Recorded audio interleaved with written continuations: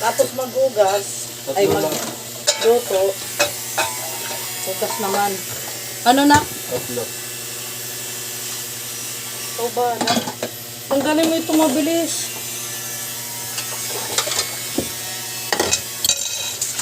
Hugas ako.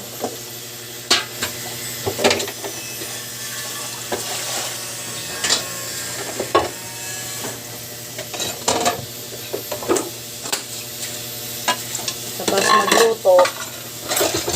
Hugas naman ang pinaggamitan. Oh, may extra.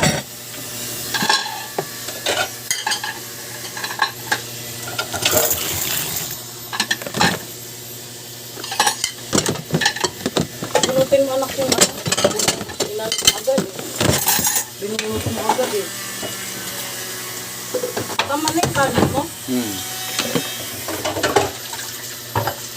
Walang itlog yan. Ano yan.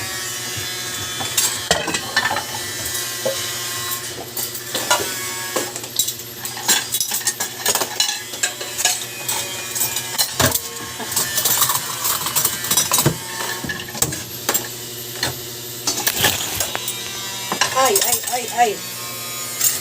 Ano yung ID ko? O, sa gilid ng ano mo. Kaya dyan sa may kwarto. Sa bag mo. O, talaga.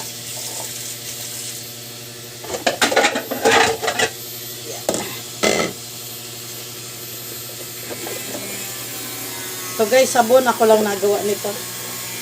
Sabon sa plato. Ay, hirang ko na natin. Saka pabrik sa ano. Sa damit. Saka powder sa damit. Kailangan maging wais. Kasi syempre, alam mo na, mahal ng bilihin. Kung saan tayo makakatipid, dapat doon. Doon tayo. Malakas kasi kami sa ano, sa sabon. Malakas kami lalo yung dishwashing. Malakas kami gumamit nun. Apat na 1.5. Dalawa. Sambuan lang namin. Kaya gumagawa na lang ako para mas mura. Mas madami ako nagagawa. Ewan to sawa. Ayoko kasi ng tipid sa sabon, lalo pagdating sa plato. Kaya gumagawa ako para hindi ganun ka-gastos. Punta ako guys magugas. Naman ako pa sa nanay ko. Kahit sa damit. Di bali na raw kaming mahirap basta malinis yung damit namin, basta puting-puti.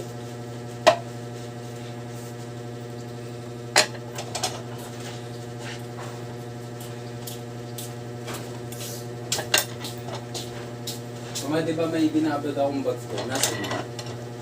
Nalaban na yun eh. Oo, ewan ko na. Ate Bunso yun.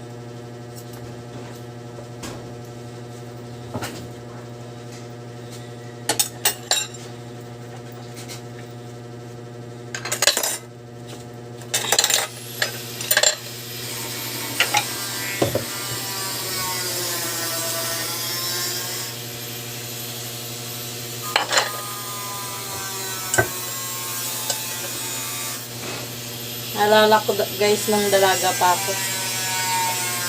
Kami na naglalaba. Bata pa nga kami na naglalaba. Layo ng pinaglaban ko sa ano, sa ilog. Alam ng mga taga-amin yan sa Malapayungan. Kung kami naglalaba, naabot kami ng, doon na kami nanananghalian. Nagbabaon kami. Kailangan malinis na malinis puti mo kasi layo ng pinaglaban mo. Pag umuwi ako, nanay ko nagsasampay. Iniisa-isa niya yan. Kung may nakita siyang dumi, itatapon niya sa ilalim ng banggirahan namin. Yung banggirahan sa amin, lababo. Kawayan yung lababo namin doon, yung banggirahan. Yung ilalim noon, puro lumot. Tad ng lumot. Pag hindi niya nagustuhan yung laban namin, itatapon niya doon, ikukuskus niya pa.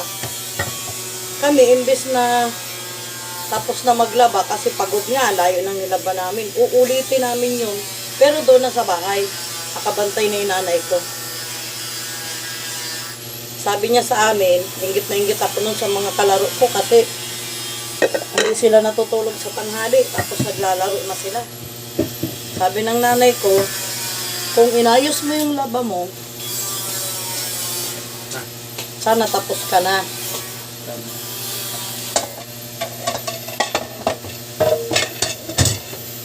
Oh, may commercial guys.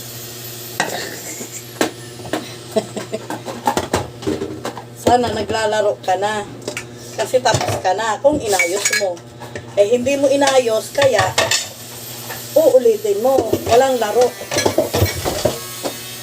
Maglalaba ka pa hanggang matapos ko, hanggang matanggal mo yung dumi. Nilagay ko yun sa isip ko guys. Awang-awa ko sa sarili ko. Sabi ko, ano ba tong nanay ko? Alien ba to?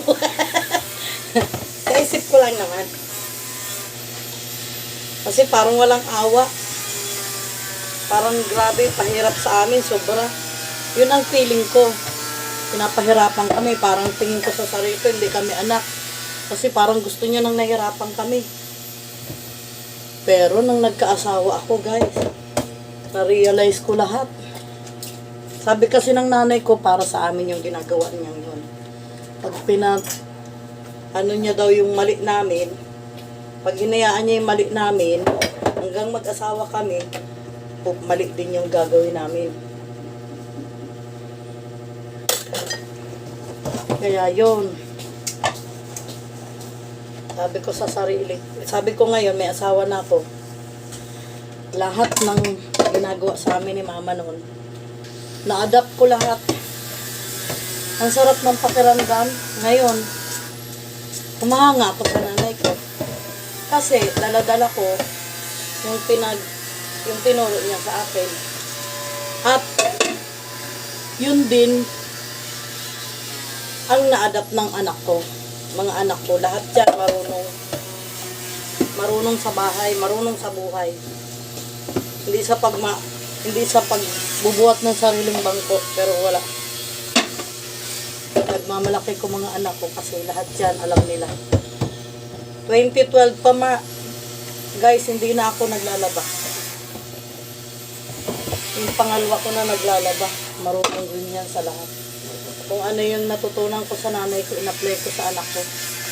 Kaya yun ang ginagawa ng mga anak ko ngayon. Di sa pagyayabang, matalino pa. Hindi kasi dapat ganda lang. Dapat mabait ka rin, matalino. Pero hindi ko na masyadong inaano yung talino. Basta yung respeto sa tao, sa kapwa. Takot sa Diyos. Yun. Saka sobra-sobra pa yung inaasahan ko para sa ano ko.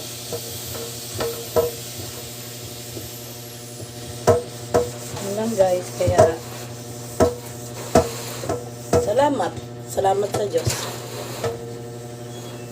Salamat din sa nanay ko. Siyempre, sa asawa ko rin. Yan guys. Drama ko, no? Banlaw na tayo guys.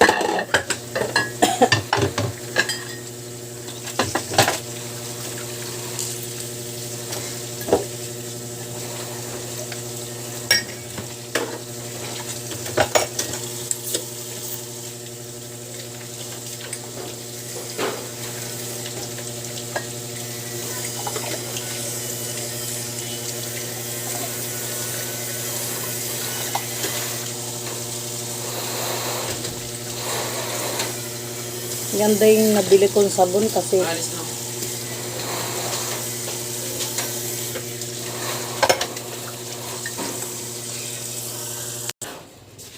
guys,